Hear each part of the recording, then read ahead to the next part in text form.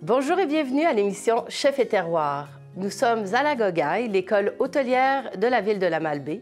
Et aujourd'hui, nous recevons le chef Patrick Dubé du restaurant des Labours de l'Hôtel Germain de Baie-Saint-Paul, avec qui nous allons apprendre à concocter un suprême de pintade. Bonne émission!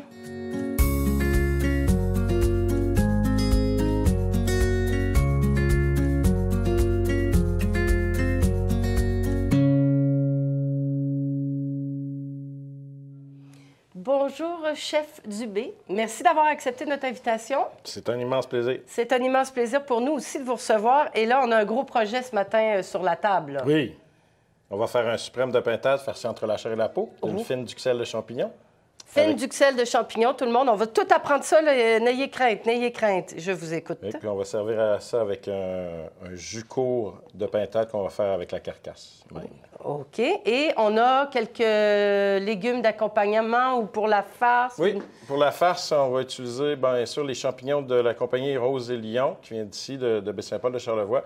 On a des pleurotes bleues ici. Oui. On a la foliote adipeuse, qui est ce beau champignon, ainsi que le Piopino. Piopino. Ouais, on va faire une duxelle avec ces champignons-là. Je ne sais même pas c'est quoi une duxelle, fait que c'est formidable. On va en parler tout à l'heure. Et là, je vois que vous avez des petits légumes verts de saison. On a les bok choy qui viennent de...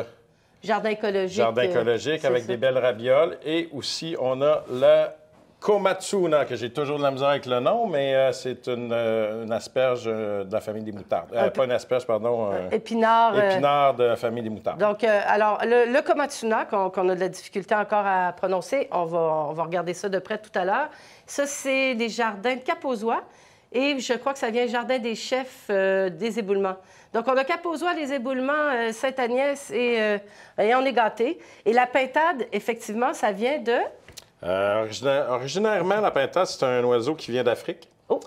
Mais maintenant, on a beaucoup de très, très bons artisans qui font l'élevage de cet oiseau-là au Québec. Puis ça, nous, on est gâtés dans Charlevoix, j'aime à le dire, parce que là, c'est les volières Baie-Saint-Paul. Vous êtes allés chercher ça. On a la belle bête.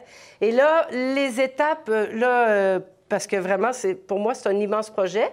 Et je veux qu'à la maison, on n'ait pas de crainte. Là, on va l'apprendre ensemble. Là. Je suis novice, moi aussi. Vous m'avez dit qu'en premier lieu, ce que vous aimeriez faire, c'est désosser cette jolie bête. On va désosser la pintade. D'accord. Bien, écoutez, on vous regarde et on vous écoute surtout pour les conseils de découpe. C'est super simple. Ici, on a les poitrines. Oui. Donc, on va bien ouvrir la pintade devant nous. Oui. Puis nous, ce qu'on veut, là, parce qu'on va farcir entre la chair et la peau, cette pintade-là, donc on veut tout garder le gras. OK. Donc, on va tirer un petit peu sur le gras avant d'entailler avec le couteau pour aller garder le maximum de gras ici sur... Oui, c'est superbe. On le voit, là. OK. Fait qu'on coupe ici. On coupe vraiment en... Vous avez tiré un peu. Je tire un petit peu sur le gras avant d'y aller comme ça. Parce qu'on aime ça bien gras?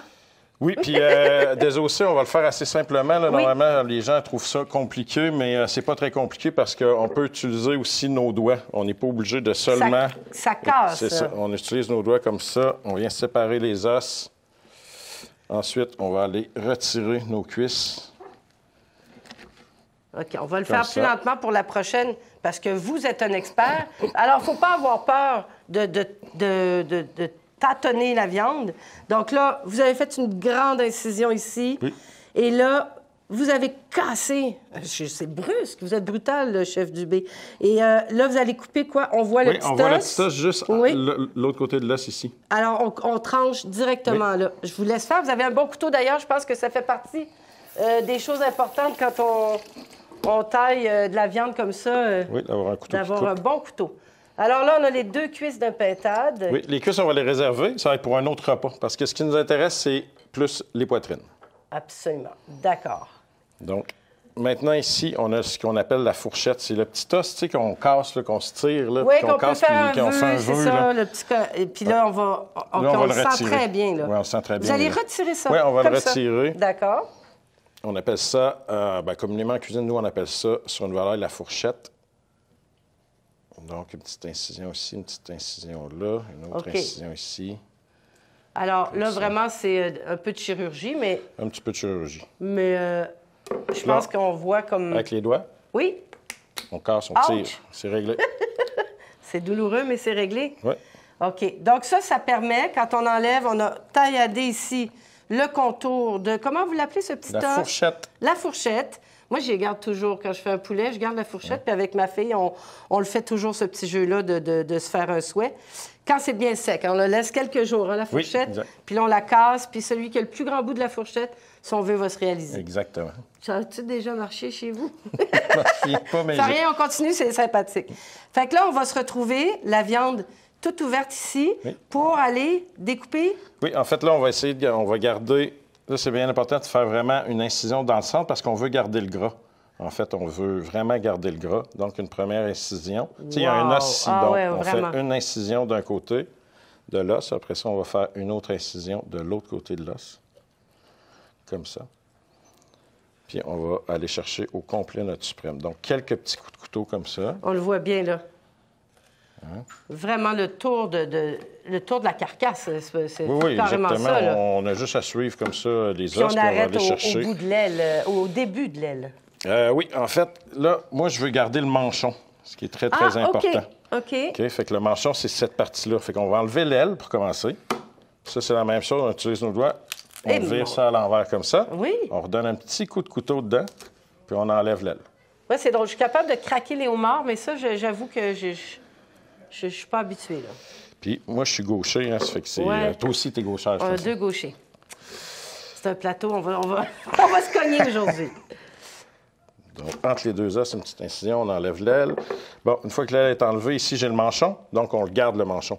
Okay. Donc, c'est important ici d'aller encore entre les deux os, de faire une petite incision pour être sûr de garder notre manchon intact. OK. Là, je vais prendre la pièce parce que je veux comprendre... Ah oui, oui.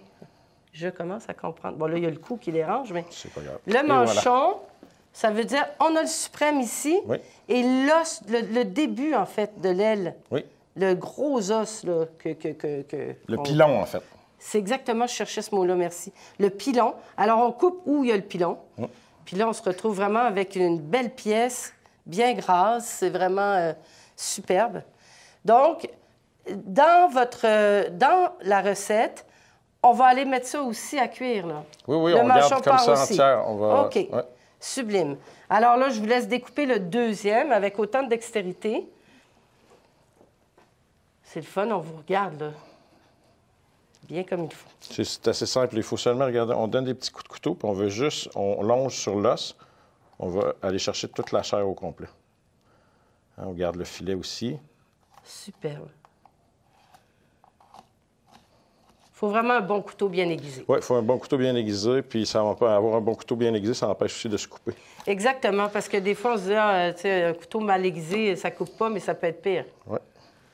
Même chose, une incision entre l'os. On va tasser le petit coup. Puis pourquoi vous choisissez une pintade au lieu de... Bien, je veux dire, j'imagine que la même recette... qu'on peut faire avec une volaille, sans problème. La pintade, c'est bien parce que c'est une volaille qui est très juteuse, très savoureuse. Donc, la carcasse, on va la garder, puis c'est avec ça qu'on va faire la sauce. Donc, je vais la réserver de côté. Elle est partie. Ensuite, bon, on va légèrement, on va dégraisser un petit peu et enlever le filet de nos suprêmes. Donc, le filet, c'est cette partie-là ici. Oui, on n'en aura pas de besoin, donc on va les retirer.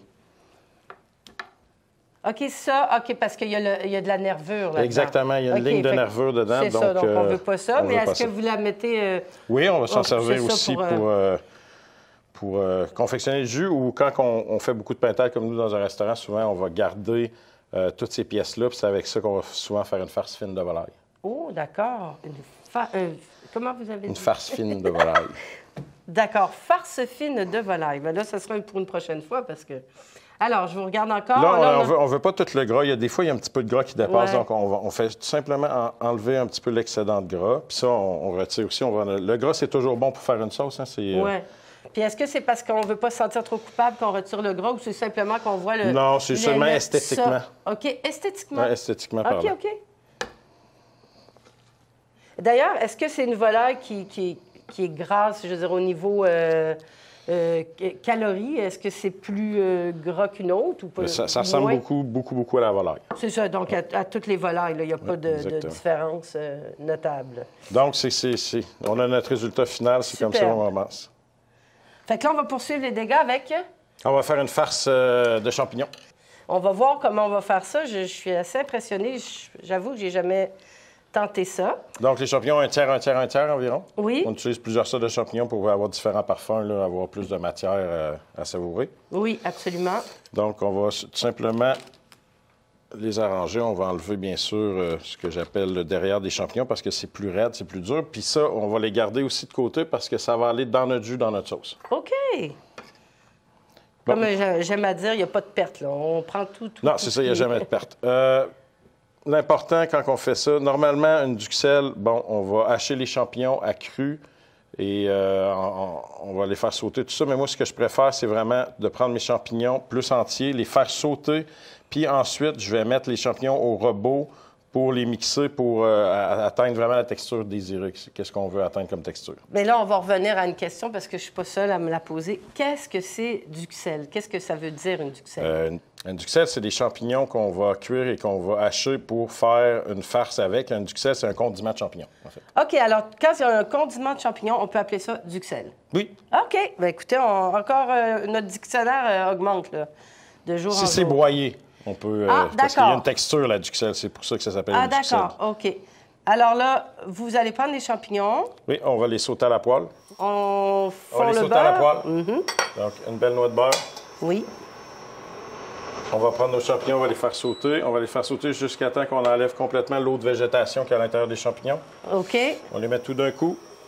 Là, vous dites l'eau de végétation, mais est-ce que ça va s'enlever ou ça va rentrer dans le champignon? Non, on veut enlever l'eau de végétation. On va enlever de l'humidité dans l'intérieur du champignon. Parfait. Donc, pendant que ça cuit, je sais qu'à côté de ça, on va avoir une petite... Mirepoix de légumes. Mirepoix de légumes qu'on a déjà un petit peu pré-coupé. Oui. Là, vous allez, pendant que ça chauffe ici, nous raconter un peu c'est quoi le mirepoix, parce que vous avez des beaux termes, tout le monde. C'est... Le mirepoix, c'est en fait un assemblage de légumes de base qu'on utilise comme aromate. Donc, c'est souvent céleri, oignon, poireau, carotte, de l'ail et souvent un bouquet garni. Donc, bouquet garni de thym, laurier. OK. Alors là, c'est coupé grossièrement. Et oui. ça va aller... Comme garniture aromatique pour faire notre sauce, notre jus court de pintade. Donc, on peut couper, c'est pas mal régulièrement ces mêmes légumes, c'est-à-dire céleri, carotte, poireau, oignon. Ça se résume à ça. Oui. Et c'est ça qui va aller dans le fondant, le jus de... Oui, le jus pour donner de la saveur. Comment on dit ça? De la carcasse oui. de tout à l'heure. Alors là, on les laisse plus que dorer à ce moment-là. Oui, on va les cuire complètement, puis on va assaisonner environ à moitié de la cuisson, ce qui va aider le sel à enlever encore plus d'eau de végétation de nos champignons. Alors, un ajout de sel pour dégorger, je dirais. C'est-tu bon? Oui, on peut dire ça, on peut. Dégorger au sel. Oui. On peut. Enlever merci. l'humidité du champignon.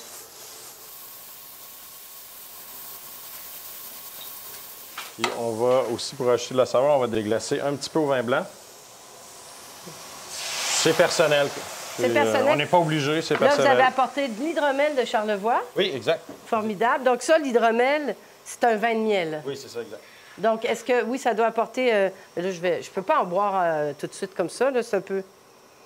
ça sent bon, c'est léger, mais avec un petit... en tout cas, on va y goûter par la suite.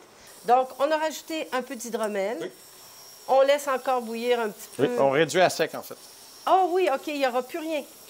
Il n'y aura plus de liquide, non. Quand on D'accord. va cuire, là, il n'y aura plus de liquide dans la poêle. En fait, c'est ce qu'on veut, qu'il n'y ait plus de liquide dans la poêle. Parfait. Donc, on voit, là, il n'y a plus de liquide, c'est terminé. La cuisson, c'est fait. Donc, je vais prendre mes champignons, les mettre au robot. Gaucher. Comme ça, puis c'est parfait. La quantité, c'est environ pour farcir 2 poitrines. OK. Ça prend quand même pas mal de champignons. Alors, ça va être délicieux de farcir ça. Est-ce que... Je veux juste voir la texture pour montrer. Ah oui, hein? Puis, est-ce que je peux goûter, chef? Bien sûr. Il faut toujours goûter. Ben hein? oui, j'en profite. C'est déjà extrêmement cochon. Le beurre, le vin, le sel, le champi, on se régale. Est-ce que ça, je vous enlève ça? S'il vous plaît. Alors, je vous laisse faire ça. Ah, vous laissez refroidir un peu avant de broyer dans le Thermomix? Ou... Non, on peut broyer directement à chaud. D'accord. On ne broie pas très longtemps, une dizaine de secondes. Surtout avec ce genre de machine qui va nous donner une texture. Est-ce que je vous donne une assiette pour... S'il vous plaît. Je vais tasser l'ail. Ça, c'est l'ail de vos jardins en plus. Oui. Vous avez des jardiniers au labour? Oui, on a la chance, nous, d'avoir d'être une destination là, je vais être obligé d'utiliser un terme anglais, Culinary Retreat, donc du champ à la table. OK. Donc, on cultive environ 7 à 8 000 kilos de légumes par année pour nos 2 restaurants. Super, quand même. Bon, là, on a la texture désirée. Ah, parce que ça reste... OK, c'est ça. C'est lui qui décide C'est quand lui vous avez qui le droit. décide, c'est ça, c'est la nouvelle technologie. On s'excuse, Thermomix. Bon, là, on a à peu près une belle texture de duxelles qui va être notre farce. Oh oui, OK, je comprends bien ce que ça donne. Je comprends bien. Là, c'est vraiment comme... Ah ouais, hein? Comme des champignons effilochés. Et c'est exactement ça que j'allais dire, un effiloché. Là, j'en mangerai pas tout de suite parce qu'on en a besoin. C'est dommage. C'est dommage. Mais non, j'en mangerai pas tout de suite. Ouais, c'est vraiment un effiloché. On voit que c'est pas mouillé. C'est ça. Il n'y a pas de jus d'extra. Habituellement, on peut voir quand on fait les champignons qu'il y a plus de liquide un petit peu, mais là, il est vraiment super. Alors... Bon, là, on va farcir, en fait, nos suprêmes de pintade. Merci. Donc, on va farcir nos suprêmes de pintade. Donc là, on les avait laissés au froid pour le temps de faire notre petite préparation. Alors là, c'est un moment relativement crucial. Oui, c'est le moment le plus technique de la recette. D'accord. Bon, ben écoutez, on vous regarde, on vous écoute. Bon. On prend le suprême ici, puis on voit, tu sais, il y a un joint entre le suprême et l'os. Oui. Donc, c'est là qu'on va glisser notre doigt entre la chair et la peau, comme ça. D'accord. OK? C'est très, très simple. C'est pour créer un espace. Oui. Notre farce va aller à l'intérieur de ça. Wow, OK. Alors, on en met quand même. C'est pour ça que je trouvais que c'était une grande quantité. Moi, j'avais vraiment dans ma tête une fine couche, mais là, je vais le faire, moi.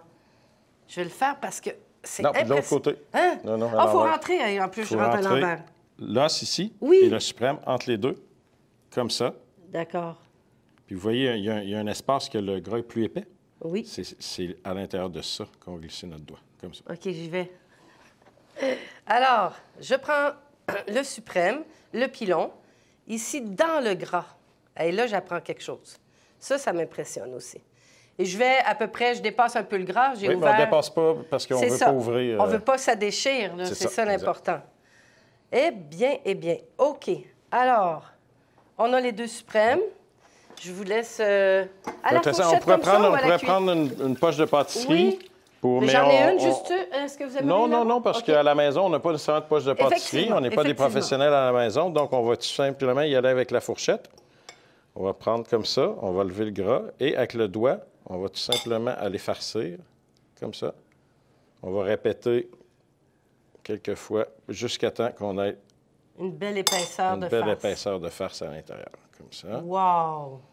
Là, tu vois, ça fait un dôme. Voyons, on se tutoie. On n'est pas encore certain. Ça va bien. Moi, je pense qu'on va se tutoyer bientôt, là. En plus, ça fait longtemps qu'on se connaît. Ben oui, mais on se voit jamais. C'est ça, on n'a pas le temps. La vie est ainsi comme faite. ça, et voici la suprême bien farcie. Magnifique. J'essaye. Oui, bien sûr. Attention, mesdames et messieurs. Est-ce que je suis du bon bord? Ah oui, je suis du bon bord. Le pilon, là où j'ai ouvert un petit peu, je prends la farce. Là, je suis moins sécure que toi, vous. Ah, c'est parfait. C'est ça, avec le doigt, on pousse. Vraiment moins sécure. Ça va très bien, par contre. Bon. Ça va très bien, mais... Tu sais, je veux dire, c'est la première fois de ma vie, là. Je vais y aller vraiment de façon basique. Je suis pas sûre que Non, je l'ai même pas encore rempli. Ouais, fait que ça en prend finalement quand même pas mal. Mais alors, ça doit être épouvantablement bon à la cuisson. Tout ça, ça va... Ça va garder de l'humidité, donc ça va empêcher notre viande de sécher. Donc, elle va rester juteuse. Là, c'est pas pire, ma bosse? Ça va bien, ça va bien. Ah, ça veut dire encore? Encore un petit peu. Ça va bien, ça veut dire encore. Il faut démystifier le langage des chefs, parce que des fois... On y est. OK. Donc ça, on n'assaisonnera pas tout de suite. On va les réserver encore au froid, parce que là, on va faire notre jus court de pintade avec la carcasse. Donc là, je prends un plus gros couteau, puis ça va être un petit peu violent, là, je suis désolé. Okay. Mais on va... Mais c'est bien, vous nous l'avez dit à l'avance. On va couper nos os. Là, est-ce que vous y allez comme bon vous semble ou on a quand même une petite technique? Non, il n'y a pas de technique. On va seulement casser les os, briser les os pour aller chercher un peu de moelle, puis aussi un peu de collagène qui se trouve naturellement dans les os. OK. Bon, si on a une masse à la maison ou un marteau, est-ce que c'est suffisant? Oui, on peut prendre un bon couteau de chef. Je dirais que c'est assez polyvalent. Oui. On va y aller. Donc, le beurre, une petite noix de beurre. D'accord. Là, on a laissé aussi dans le poêlon déjà un petit peu de résidus de gras. Donc, on fait fondre le beurre. On attend que le beurre soit fondu. Oui, là, on attend que le beurre soit fondu, qu'il devienne noisette et moussant. OK. Oui, pour justement aller chercher une coloration de la carcasse, parce que c'est avec les sucres de la carcasse qui va rôtir qu'on va aller chercher vraiment la saveur de la pintade. Donc là, ça va être vraiment de faire cuire la carcasse. Oui. Pas recto verso. Rôtir. Rôtir, c'est ça. Et après, on ajoute... On va ajouter nos légumes, nos aromates. Puis là, en fait, c'est qu'on va aller chercher de la saveur. Donc, on va déglacer premièrement avec une sauce soya champignon. On va déglacer avec l'hydromel. On va ajouter notre mirepoix de légumes, on va mettre des feuilles de laurier, branches de thym, sel, poivre, on va assaisonner aussi. Oui. Et après ça, on va combler avec de l'eau, je dirais jusqu'à mi-hauteur des carcasses, et puis on va faire réduire. OK. Je vais juste vous dire aussi à la maison, inquiétez-vous pas, parce qu'il parle très vite. On n'est pas sûr qu'on a tout compris les étapes, mais ça va être sur le site Web aussi. Et puis, on va tout vous montrer ça calmement, là. Parce que là, il y a dit tellement de choses. On sait qu'on est rendu déjà au beurre noisette, c'est-à-dire un beurre un peu bruni, mousseux. On va commencer, dès que c'est prêt, à faire revenir la volaille pour la rôtir. On va la laisser, la carcasse, tout le long du processus. Oui, on va tout le long du processus. On va même aussi, tantôt, on a pris les ailes. On va garder les ailes aussi parce que ça va donner beaucoup de saveur. Parfait, parfait. Donc, on est prêt. On a un beau beurre noisette moussant. On va mettre nos morceaux de carcasse de pintade, nos ailes, le cou, le gras, tout ce qui reste. Alouette. Pas de perte. Ça prend à peu près combien de temps rôtir ça? C'est pas très... On rôtit en surface, donc environ 5-6 minutes, à feu assez vif quand même au début pour rôtir bien. Après ça, on va baisser le feu, on va ajouter notre mirepoix, nos aromates et notre mirepoix. Oui. Alors là, on laisse ça un petit bout de temps. Vous dites un certain nombre de minutes, mais là, on n'a pas peur que le beurre crame. Excusez-moi, mais que ça brûle, en fait, plus que... Non, parce qu'en fait, nos carcasses sont froides. Donc, notre beurre était très chaud, notre beurre moussant, beurre noisette. Donc, on met des carcasses froides. Donc, ça va quand même baisser la température de notre poêlon. Donc, ça ne va pas brûler. Là. On ne va pas se retrouver avec... Parce que c'est ça, le danger. Des fois, moi, je cuisine à feu trop vif. D'ailleurs, je me le fais dire souvent. Tu sais, je pars mes affaires à feu trop vif. Puis, en quelques minutes, bien, souvent, c'est un échec. Alors, mais là, je vous fais confiance. Là, regarde, tu vois la belle coloration? C'est ça qu'on recherche. Oh, oui!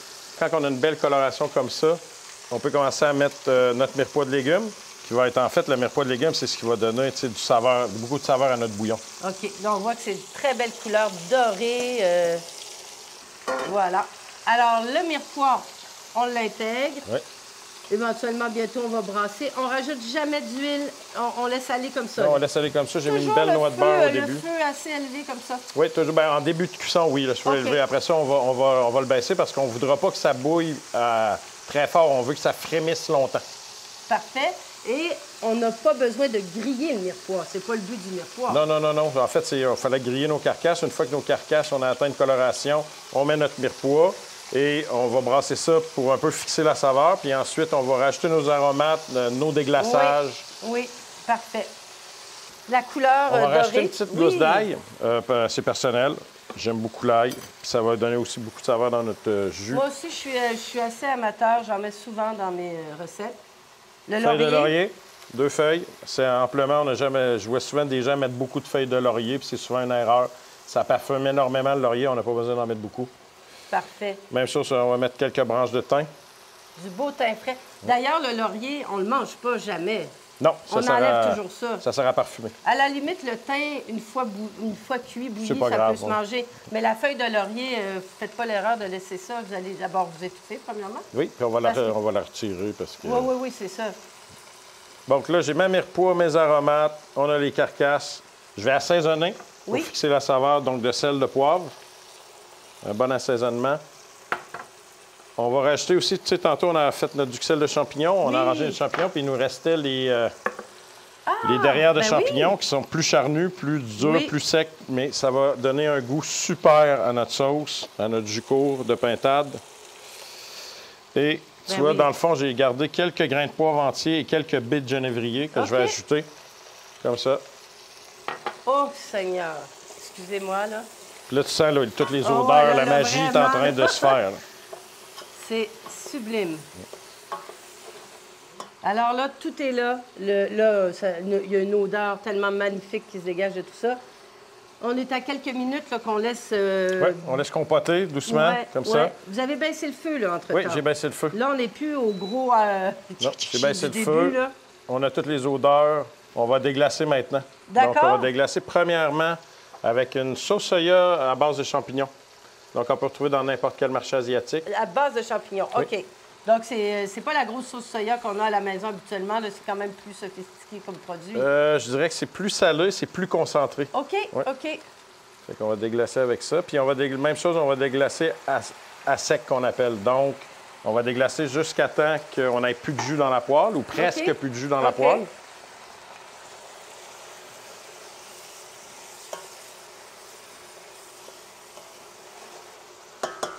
Ça va quand même assez vite. Je vais redéglacer une deuxième fois. Là, ce coup-ci avec l'hydromel de l'hydromel Charlevoix. Encore là, c'est des goûts personnels. Hein? C'est pour avoir beaucoup de matière, beaucoup de saveur à l'intérieur de notre jus. Ben là, moi, en tout cas, comme je vous dis, avec l'odeur qu'on a ici, c'est fabuleux, là. Dernière étape, mettre de l'eau. C'est tout. D'accord. Et là, de l'eau, ben là, on n'a pas tout marqué les quantités. On en met beaucoup d'eau quand même. Oui, on va presque couvrir la bête? Presque couvrir la bête, oui. OK. Je peux mettre une eau un peu chaude déjà? Ou... Non, on utilise toujours l'eau froide. Toujours l'eau froide. Bien, premièrement, parce que l'eau chaude du robinet, souvent, il y a beaucoup de bactéries. Oh! Donc, l'eau froide, toujours prioriser l'eau froide pour la cuisson. Parfait. Mon Dieu, je ne savais pas ça non plus. Alors, je remplis ça pour vous, très cher chef. On y est presque avec ça. Oui, on peut voir. Sinon, j'en refais, hein? Donc, on va mouiller presque jusqu'à la hauteur de la carcasse. Comme ça. Et voilà! Ne coupons pas dans l'œil. Là, on a mis ça, et là, on le laisse aller. On va le laisser frémir pendant, je dirais, 2 heures, au moins. Ah oui? OK. Pour pouvoir avoir notre sauce, là. Oui. OK. Parfait. Et pendant ce temps-là, moi, est-ce que je peux couper les légumes d'accompagnement? Oui, tout à fait. Il ne me fait pas travailler? Je ne sais pas, il n'a pas confiance, je crois. Notre épinard moutardé. Oui. Donc, les légumes verts, on va les blanchir. Légumes verts, on les blanchit seulement quelques secondes. Oui. Parce qu'on va les repoêler ensuite. Mais on va les blanchir, les légumes verts, pour fixer la saveur de la chlorophylle, pour fixer la couleur de la chlorophylle, que nos légumes restent bien verts. C'est ça, parce que si on les cuit trop, ils n'auront plus le même pétant, là, parce que ça, on voit ça, c'est fantastique. Là.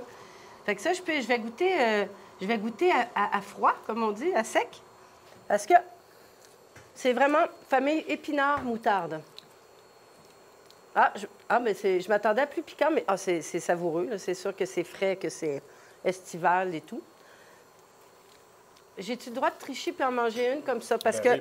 les amis à la maison ici, là, la rabiole, qui est genre un mini navet, en fait, c'est un mini navet asiatique initialement. Oui, je crois que ça. Et les gens se disent, ben non, moi, j'aime pas ça, les navets, mais ça, c'est du bonbon, là. C'est sucré. C'est pas piquant. Vous voulez... Oui. On s'est retenu pour pas les manger avant de tourner. C'est fabuleux, la saveur de ce légume-là. Autant cru que cuit. C'est justement. En purée, confit. Puis le petit bok choy des jardins écologiques, ça, c'est miniature, mais c'est savoureux aussi. C'est asiatique, en fait, le bok choy. Oui. Mais on en retrouve maintenant dans Charlevoix, mais on en retrouve aussi sur le marché. C'est comme ça aussi, c'est des trucs qui ont repris le goût du jour, là. Oui. On en avait moins avant. C'est devenu très populaire, hein, autant la rabiole que le bok choy. Un petit peu moins notre épinard moutardé. Qu'est-ce que c'est exactement le komatsuna? C'est une espèce d'épinard qui est dans la famille des moutardes. Épinard moutardé, que je vais goûter parce que je suis très curieuse. Et c'est savoureux. fraîcheur, Fraîcheur. Pas trop piquant. Je pensais vraiment que ça allait être plus fort que ça. Ça vient des jardins de Capozois. C'est des choses qu'on recommence à voir. Il n'y en avait pas vraiment sur le marché. Moi, c'est la première fois, en fait, que je vois ça. Oui, ça fait quelques années que c'est arrivé sur les marchés, mais avant ça, on n'en voyait pas beaucoup, non? Ça a un bon goût. Et ici, on a le mini bok choy des jardins écologiques. Le mini bok choy, ça aussi, c'est, on peut dire un légume asiatique. Oui, d'origine asiatique, oui. D'origine asiatique, qu'on va faire blanchir aussi pour ne pas perdre la couleur, parce que c'est ça qui est bien. Ça, je ne le mangerai pas cru, mais je vais en manger, c'est sûr, quand ça va être cuit. J'adore ça. On a aussi, dans la même famille, peut-être le tatsoi. On en a quelques-uns dans cette famille-là. Mais là, aujourd'hui, on a choisi les bok choy. Et donc, on va faire blanchir ça. Oui. Et après, vous allez les repoêler. Oui, en fait, le komatsuna, on va le cuisiner comme une asperge. Donc, on va le blanchir légèrement, pas très longtemps, puis ensuite, on va seulement le poêler à la poêle, comme on poêlerait des épinards, donc pas longtemps. OK. On veut garder quand même une texture sous la dent. Et puis, le bok choy, on va le poêler aussi? Ou oui, on va les blanchir, puis OK. ensuite, on va les poêler. Les ravioles aussi, on va les blanchir, puis ensuite, on va les ça poêler. va être tout le monde. Puis là, parce que moi, vous ne me faites pas travailler, mais c'est correct, ça ne me dérange pas. Moi, j'aime bien pouvoir goûter. Est-ce que quand même, vous voulez que je coupe un petit bout? Oui, un petit bout. On coupe à peu près un pouce. Hey, attention. Voilà, bien ça, c'est fait. Oui, puis là, on veut pas blanchir, utiliser 3-4 eaux pour blanchir nos légumes, donc on va y aller dans l'ordre. OK. Les ravioles ont besoin d'être blanchis un peu plus longtemps, donc c'est eux autres qu'on va mettre en premier. On en met juste 2 ou... On est gourmands, nous autres, on est gourmands, on va en mettre plus que 2. Je vous laisse... Parce que celle-là, j'ai... Tu veux juste garde un petit peu de verre? Oui. Parce que j'aime ça. Il n'y a pas de raison. Mais de toute façon, il se mange une fois... Oui, tout à fait. C'est tendre, ça. Oui. Alors, comme la raviole, bien, c'est à peu près toujours la même idée. Quand on fait des légumes, on commence par les plus durs ou les plus fermes pour aller vers le plus léger. Donc, la rabiole, vous pensez quoi, 2 minutes? Oui, 2-3 minutes. On va les mettre 2-3 minutes. Ensuite, on va rajouter pour, je dirais, 2 minutes nos bok choy. Oui. Puis ensuite, 30-40 secondes maximum pour notre komatsuna. Parfait. Et après, au poêlon, huile, beurre ou... Oui, beurre, sel, poivre. Ah, beurre, sel, il n'est pas huile, hein? Il n'est pas huile. D'accord, parfait. Donc là, je rajoute mes bok choy, mes mini bok choy. Là, ça va vraiment réduire... On va aller chercher quelques belles tiges. J'ai hâte de voir la fleur. Elle ne restera pas jaune quand même. Il ne faut pas rêver. Là, elle va devenir... on aurait pu l'enlever, mais en fait, dans le respect du produit, moi, je préfère la garder pour manger entièrement le produit. Je trouve que ça va avec. Là, ça a été fraîchement cueilli. Fait que... Parfait. Alors, ça, est-ce que c'est des choses que vous utilisez, la rabiole, le bok choy, au restaurant? Oui. Beaucoup?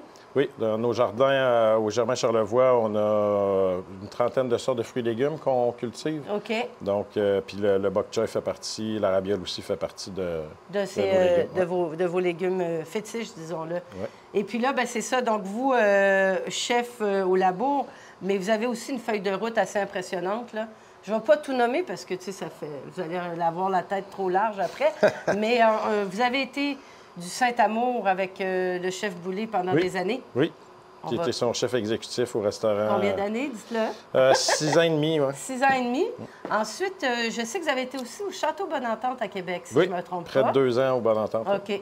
Et qu'est-ce que c'est, votre parcours? Est-ce que vous avez été à l'école de cuisine ou c'est simplement la vie qui vous a amené vers... Je suis un autodidacte. Moi, je suis inscrit à l'école de cuisine, à l'école hôtelière, mais dans ma jeune, folle jeunesse, j'ai skippé l'école puis je suis allé directement travailler dans les restaurants. OK. Ouais. Alors, c'est l'apprentissage sur le terrain. Vous avez commencé avec Jean-Luc Boulay? Non. Non, pas du tout. En fait, moi, je travaille dans plusieurs restaurants de la vieille capitale, puis un moment donné, j'ai comme stagné un petit peu dans le métier, donc puis je voulais aller plus loin dans ce métier-là, donc j'ai déménagé en Europe. Je suis allé travailler dans des étoilés Michelin en Europe. Ah oui, OK. Et là, ça doit aussi... on apprend un coup de baguette sur les doigts là-bas? Presque. Ben, plus maintenant, là, non, mais je dirais, à une certaine époque, c'était très, je dirais, les cuisines un peu plus militaires, très sévères. Oui. Pas le droit de se salir, pas le droit de parler, pas le droit de siffler. Je pourrais pas aller en cuisine là-bas, ça, c'est sûr. Donc, je rajoute mes tiges de komatsuna dans mon eau de blanchiment, comme ça. Pas longtemps, là, on va rester environ 30-40 secondes. Puis là, on a toujours notre ça jus s'en court vient, qui réduit tranquillement, qui puis frémit. Vous le brassez pas, on le laisse Non, tranquille. non, non, on il est laisse ça content, là, tranquille. Lui, il se baigne, il a un bon rythme. OK. C'est un peu chaud comme eau pour la baignade, Il est en train mais à chacun... de concentrer la saveur, en fait. OK, parfait. Alors, après, il va nous rester... Ah, les suprêmes, il faudrait les mettre au four? Oui, on va les cuire. Ben oui, on est mêlés, là. Fait que les suprêmes qui étaient au réfrigérateur, donc... Est-ce que c'est important de les remettre au réfrigérateur après qu'on les ait farcis? Question que... Oui, pour justement raffermir notre duxelle. Oui, duxelle. Notre duxelle. Derrière toi. Vous voyez, ici, il est passé en disant « derrière toi ». Ça, c'est des codes en cuisine. Hein? Oui. J'imagine, on annonce nos mouvements pour pas... Oui, on dit plus souvent « chaud derrière »,« behind ». C'est ça. Chaud derrière ou chaud devant, parce que c'est important à un moment donné dans les cuisines. On appelle ça quand c'est le coup de feu. Le coup de feu, c'est vraiment quand l'action, allez hop, ça part. Faut se donner des petits codes pour pas se faire mal des fois. Hein? Exact. Bon, à la maison, on essaye aussi de se donner des codes. Ça veut dire ne pas tout échapper, ne pas crier après les enfants qui essayent la recette. Ça, c'est important. Comme tu vois, là, je rince à grande eau très froide, presque à l'eau glacée. C'est pour garder vraiment le vert de nos légumes verts. Bien là, je suis assez étonnée parce que là, on va vous montrer. Alors, tout de suite, l'eau froide, c'est pour vraiment arrêter d'un coup la cuisson. Puis là, je suis étonnée parce qu'on va vous montrer ça.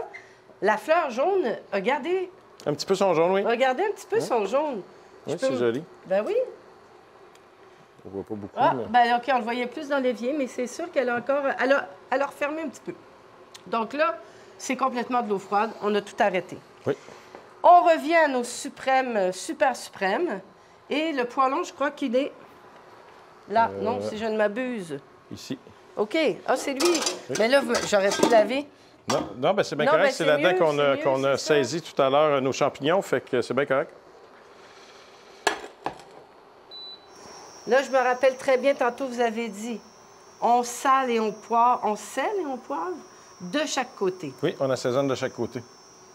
Donc, toujours avec parcimonie. Puis là, un petit truc, c'est de jamais assaisonner près de la viande, mais toujours en hauteur. Parce qu'on veut assaisonner, c'est l'intégralité au complet de notre suprême et non pas dans un endroit précis. Ah ben oui, excellent. Donc, des deux côtés.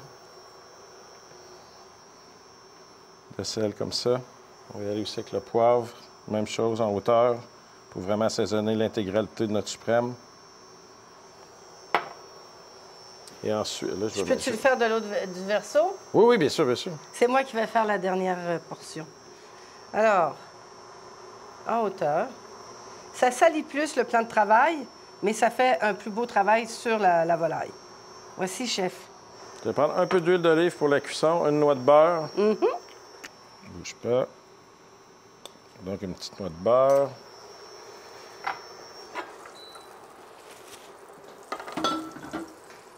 Là, on va saisir nos suprêmes. On va commencer par saisir le côté gras. D'accord. Donc, sur la peau. Parce qu'on va on veut bien caraméliser notre gras avant d'aller refermer la chair de l'autre côté. OK.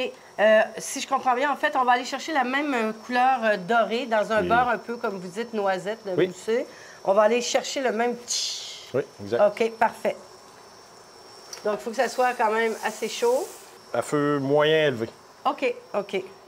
Parce que, est-ce qu'on veut que ça cuise un peu ou pas tant?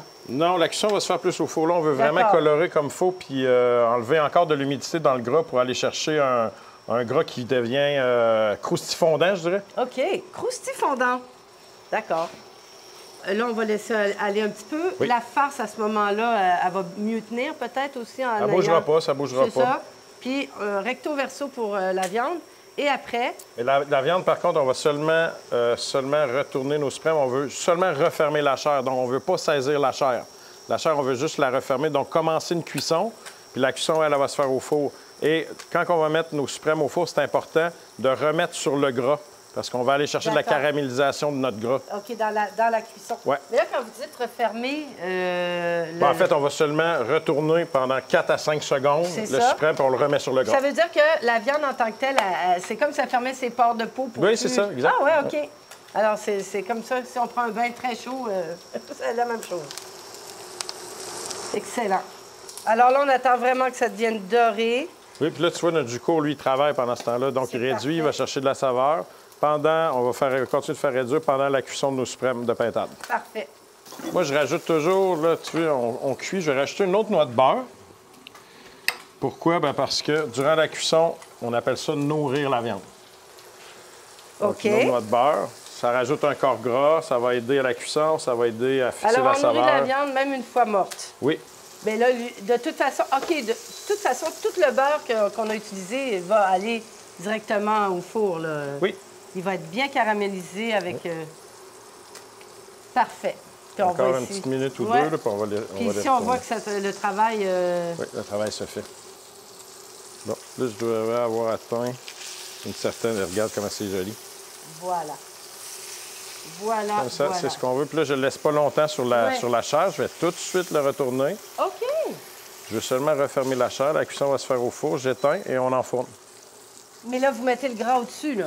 Je mets le gras en dessous parce que c'est ça que je veux. Je veux continuer d'aller Pardon, chercher une j'avais compris caramélisation. complètement le contraire. OK, vous avez tourné le temps que ça à peine brunisse, là. Même Oui, pas. même pas bruni, Mais là, même juste pas, là, refermer un juste, petit peu la chair. voilà. Ah, puis ça va griller, mais le gras en Au dessous. four, le gras en dessous, parce que c'est lui qu'on veut. Un petit peu le même principe qu'un magret de canard, tu sais, Oui. on va aller chercher un croustillant Oui. du gras. Ben, c'est la même chose que je veux ici. Ah, moi, j'avais jamais fait ça dans ce sens-là, mais c'est là que je me trompe. Il aurait fallu que j'y pense, puis de le tourner du bon sens, en fait, le gras en dessous. Je vous laisse allumer le four. Vous le mettez à 350. Oui. Et c'est parti. Parfait. Donc, on laisse ça toujours en cuisson. Est-ce Oui. qu'on fait tomber les... Oui, pas on tomber, enlève mais- nos légumes de l'eau parce Oui. qu'on veut pas que nos légumes se Il y a un gorgent d'eau. petit... si vous voulez ça, ou ça vous va, vous êtes Et voilà. très autonome. Très autonome. Et puis, on va arranger un petit peu nos légumes au couteau pour leur donner une belle présentation. Donc, on va juste enlever une petite affaire de verre comme ça. Puis nos bok choy, on va les couper en deux pour faire voir le centre parce que c'est très joli. Très beau. Hein, Très comme beau. ça. Ça, comme ça. Je vais couper un à moi, s'il vous Oui. plaît, chef. Il me laisse pas travailler. Mais ça, on va pouvoir le manger quand même, là. Oui, tout à fait. C'est adorable. Les petites rabioles, on les laisse. On n'enlève pas ça non plus. Non, parce que je trouve ça esthétiquement joli. Ben oui, c'est le légume en entier. Oui, c'est le respect du produit. Et puis, est-ce qu'il reste un autre bok choy à couper? Non. Non, on va... Nos petites komatsuna, on va les utiliser comme des asperges, donc on ne les touchera pas, on va seulement Bon, ben, les j'ai plus poêler au rien à beurre. faire encore. Bien, quand les ravioles sont tout petites comme ça, j'aime Oui. beaucoup les garder entières parce que je trouve ça joli Oui. en forme. Mais quand ils sont plus grosses puis que c'est plus qu'une bouchée, là, je préfère les couper en deux. Comme ça, c'est quand même joli aussi, ça montre le cœur du Ça fait légume. vraiment un petit cœur, en fait. Oui. Plein d'amour, ça. Donc, Parfait. on va... Là, je t'avertis, je vais encore mettre du beurre. Hein. Bien, je pense que vous aimez ça. Oui, j'aime beaucoup Oui. le beurre. OK. Mais c'est correct, moi aussi, alors... Donc... Puis aussi, le beurre, c'est que ça va bien lustrer le légume aussi. Ça va lui donner un petit côté. Ah, lustré, Oui, pas lustré, juste reluisant. doré. OK, wow. Oh. Donc, on commence ça, puisqu'ils sont tous blanchis, ils sont quasiment à égalité dans leur... Oui, c'est ça, on y va. Là, c'est pas comme tout à l'heure. là. Directement comme C'est ça. ça. Tout le monde Puis, ensemble. Pas très longtemps, jusqu'à ce qu'on ait une cuisson à cœur. Mais je dirais 2 minutes de cuisson seulement poêlée, puis assez rapidement. Une cuisson à cœur. Oui, pour que la chaleur se rende à cœur du légume. Ah, voilà, c'est ça une cuisson à cœur, voyons. Parfait. Alors ça va être... Là, les- j'éteins, puis je la mets de côté parce que OK. déjà, juste la chaleur résiduelle de la poêle va finir le travail. OK. Encore aussi une poêle de qualité quand même. Alors là, on a nos petits légumes. Ensuite, le bouillon qui poursuit son ascension. Les suprêmes de pintade sont au four. Alors, pendant le temps de cuisson, nous allons retrouver le chef Jean Soulard avec ses trucs et astuces. À tout de suite.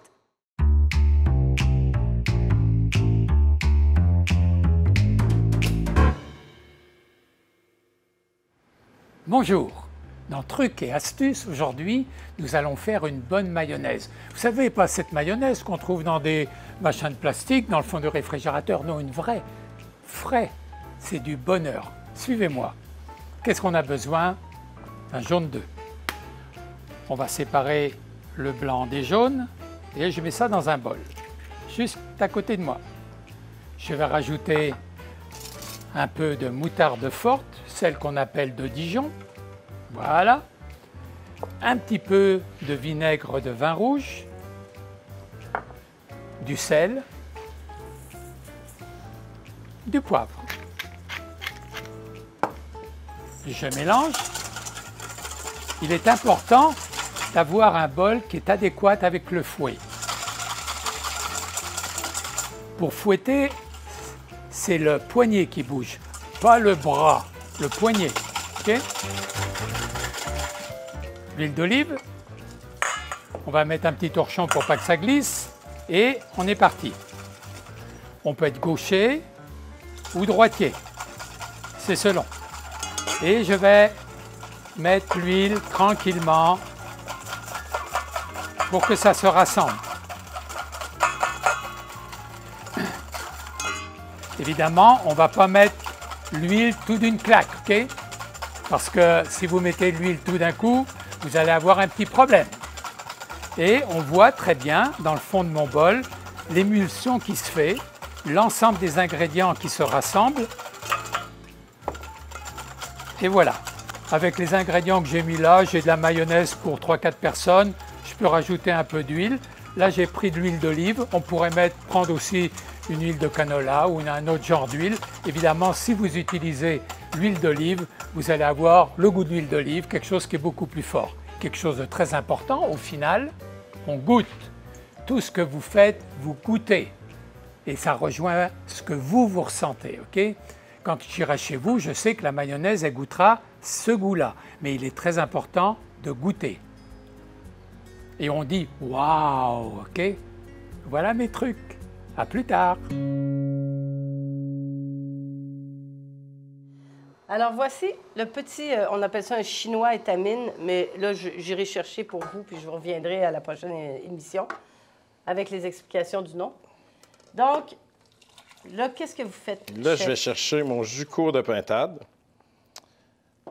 Là, c'est sûr qu'il va nous en rester plus, mais ça, c'est toujours bon. On met ça au congélateur dans des petits plats, puis ça nous fait une excellente base de sauce pour nos prochaines recettes. C'est formidable d'avoir ça sous la main en tout temps, là. En fait, je vais faire réduire le jus court de volaille, assez concentré. Donc là, je vais le mettre assez à haute température pour avoir une bonne ébullition. Et là, vous allez le faire réduire rapidement, là, fort bouillon. Oui, on va le concentrer, donc on le fait réduire. Oui. Puis on va y goûter aussi. Ah oui? Ah oui, on va y goûter. Non. On va y goûter juste pour voir si ça commence à être savoureux. En tout cas, ben, ça ne peut pas être pas savoureux, je m'excuse, avec tout ce qui a été mis là-dedans. Ça sent bien. C'est savoureux. Ah ouais. Vraiment un délicieux bouillon. Là, vous allez rajouter quoi à l'intérieur de... Là, je vais baisser le feu un petit peu et je vais rajouter une noix de beurre encore. Ah! Alors, chef Patrick Beurre, c'est bien ça. Hein, le beurre va servir à lier un petit peu notre jus. Je brasse comme ça, c'est vraiment pour émulsionner. Donc, mon beurre rentre vraiment dans le jus. Et là, ça, on va le laisser aller cuisson un peu plus lente quand même pour doucement réduire et avoir... parfait. Et là, quand on va sortir les suprêmes de pintade, il va nous rester qu'à dresser l'assiette. Oui, il va nous rester qu'à dresser. Donc, on peut déjà s'amuser à préparer. Oui, tout à fait. Parce que moi, j'aime beaucoup la décoration. Là, étant donné que je sais qu'au restaurant, vous servez ces légumes-là, je vais vous laisser... Déjà, vous avez fait des belles coupes. Alors, je vous laisse le mettre en toile. Tu te souviens qu'il nous restait des petits champignons tantôt que tu as voulu manger? Oui, mais j'ai pas pu. On va faire une petite quenelle dans l'assiette pour présenter. Alors, une quenelle, là, c'est... Ça se fait à la cuillère comme ça. Voilà. Très simplement. Mais on utilise ce terme-là, mais il peut être utilisé pour d'autres choses. On peut le faire avec une pâte ou... Oui, on peut faire des quenelles de brochet. C'est la forme qui prend ce nom-là. C'est la forme, la quenelle. Ça semble assez simple. Assez. Donc, un condiment champignon. Ensuite, on y va très, très simplement. Hein. On va seulement dresser nos légumes avec les mains comme ça. Notre rabiole. Et je vais utiliser nos Nos fausses asperges. Notre épinard moutardé, pour faire une assise, c'est là-dessus que je vais dresser la pintade. D'accord. Une assise, donc une chance que je n'ai pas mangé tout à l'heure, finalement. Parce que là, la pintade n'aurait pas d'assise. Ça veut dire qu'on va aller appuyer le suprême directement là-dessus pour pouvoir ensuite mettre la petite sauce sur...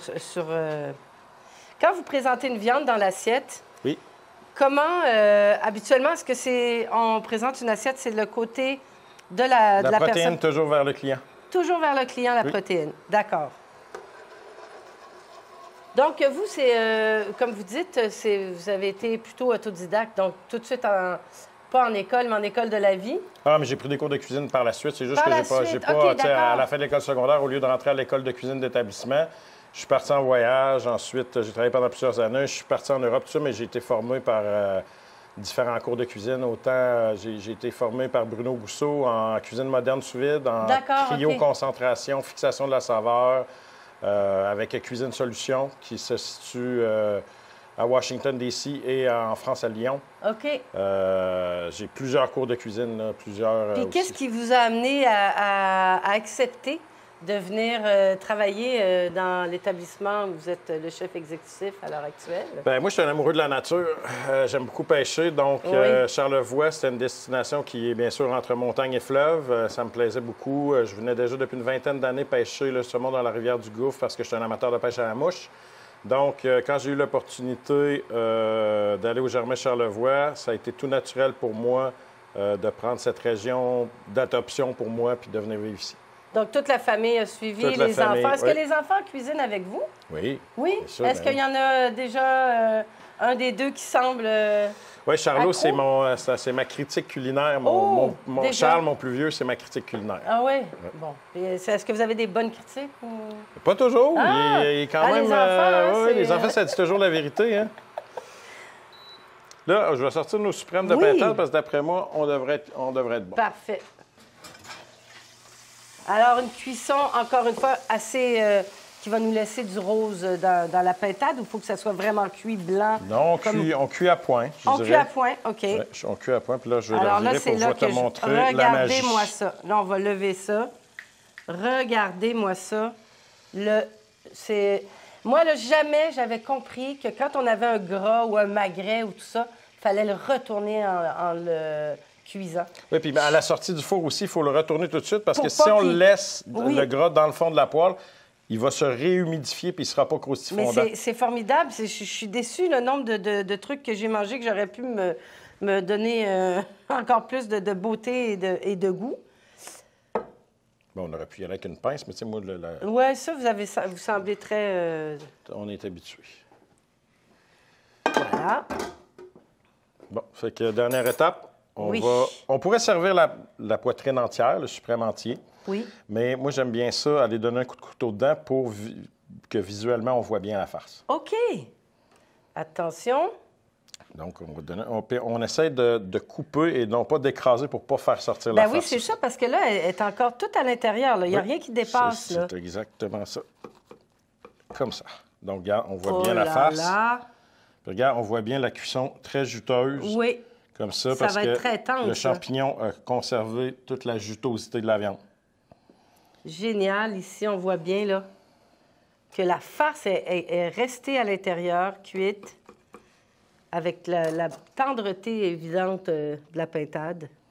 Et aussi, pour donner un petit visuel comme ça, moi, j'aime bien les recouper comme ça, le bas, pour pouvoir dresser en hauteur comme ça. La pintade, avoir le manchon dans les arbres. Oh! Alors, vous avez coupé, là, vous allez me répéter. Oui. On coupe ici, en fait. OK, pour lui. Sur le côté être capable ici. de la mettre en hauteur. Oui, pour être capable. On fait attention pour faire sortir la face. Et oui, on met comme ça pour pouvoir mettre en hauteur. C'est splendide. Et là, on voit la face. Dernière étape. Oui, moi, j'attends juste de goûter. J'étais comme, OK, et là, on goûte? Non, pas tout de suite. On sauce. Non, c'est super simple. C'est un jus court de pintade. Donc, on va aller arroser notre pintade tout simplement avec. C'est un jus court, c'est liquide, hein, on n'a pas besoin de liaison. La saveur est déjà à l'intérieur, donc puis surtout, c'est moins à la mode les sauces liées maintenant. On aime ça plus au naturel. Ah oui, ah oui. Oui, on l'a vu, là, c'est vraiment tout le sucre des légumes, de la carcasse, de l'eau. Il ne faut pas avoir peur d'en mettre parce que, tu sais, moi, dans mon livre à moi, là, à la fin du repas, quand il n'y a plus rien dans l'assiette, il faut qu'il reste de la sauce à laquelle on peut aller tremper un morceau de pain. Ah, ben oui. Ouais. Oui, donc, ça ferait quand même assez de sauce. Mais vous êtes svelte pour un gourmand. Parce que là, on a vu la quantité de beurre. Quand même, c'est impressionnant. Mais vous ne mangez pas tout ce que vous cuisinez, j'imagine, hein? Non, c'est ça. C'est ça le truc. Là, écoutez, qu'est-ce qu'on peut dire à part que c'est splendide? Et là, c'est le moment que j'attends, en fait, avant même, depuis le début de l'émission. C'est enfin, parce que là, on travaille fort. Bien, pas moi, là, mais vous, je peux goûter. Oui. Je commence comme ça. Directement, là, j'y vais, le gras. C'est là la que se farce, trouve le bonheur. Le gras, la farce, la petite sauce. Je rajoute pas un légume tout de suite. Je veux vraiment...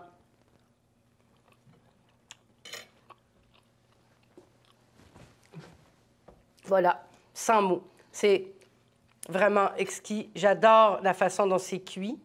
La farce, écoutez, c'est fou. Et là, je vais goûter quand même, dans ceux qui m'intriguent, la petite asperge épinard. Voir, je vais y aller avec mes mains, pardonnez-moi tout le monde, mais c'est plus facile. Je ne ferai pas ça dans votre institution, cher monsieur, mais ici. Mais c'est fou, on dirait que cuit, c'est peut-être parce que c'est la forme, mais c'est vrai que ça fait un peu asperge. Oui. Et épinard. Et le côté piquant n'est pas trop présent, vraiment. C'est beau de me voir manger comme ça. Vous goûtez pas? Vous avez peur? Oui, ben non. C'est ça, franchement. Mais je voulais regarder ta réaction. Ben là, qu'est-ce que ma réaction a l'air de dire? Elle a l'air de dire que c'est succulent. Oui, c'est ça. Alors ça, on peut retrouver ça au restaurant? Parfois? Oui, parfois, oui. Parfois. Bien, de toute façon, je veux dire, avec ce que je viens de goûter là, ça va, hein? Avec ce que je viens de goûter là, ça donne juste envie d'aller essayer d'autres plats là-bas et de pouvoir se gâter, se bourrer la fraise avec des produits, en fait, ça me fait tellement plaisir de dire que, tu sais, ça vient tout d'ici. 100 Même l'hydromel, bon, il reste le beurre, mais on va travailler là-dessus pour pouvoir vous fournir directement des camions. D'accord? Chef Dubé, ça a été vraiment un plaisir de vous recevoir, puis j'espère qu'on aura la chance de se recroiser, de se retrouver, puis de faire d'autres recettes ensemble. Merci de nous avoir gâtés, merci de nous avoir apporté un projet qui semblait si périlleux au début, c'est-à-dire de farcir entre la chair. J'étais là, qu'est-ce que c'est? Mais finalement, je trouve que ça se fait franchement assez bien, une fois qu'on a compris comment tout rentrer ça. La cuisson, c'est formidable, on en a appris beaucoup avec vous. Merci d'être venu nous voir, j'espère que vous allez revenir. Bien sûr, grand plaisir. J'espère bien. Puis j'espère qu'à la maison, ça vous plaît d'apprendre des techniques avec des chefs de qualité comme M. Patrick Dubé. Alors, on se revoit bientôt, j'espère. Encore une fois, merci. Merci. À bientôt. Bonjour.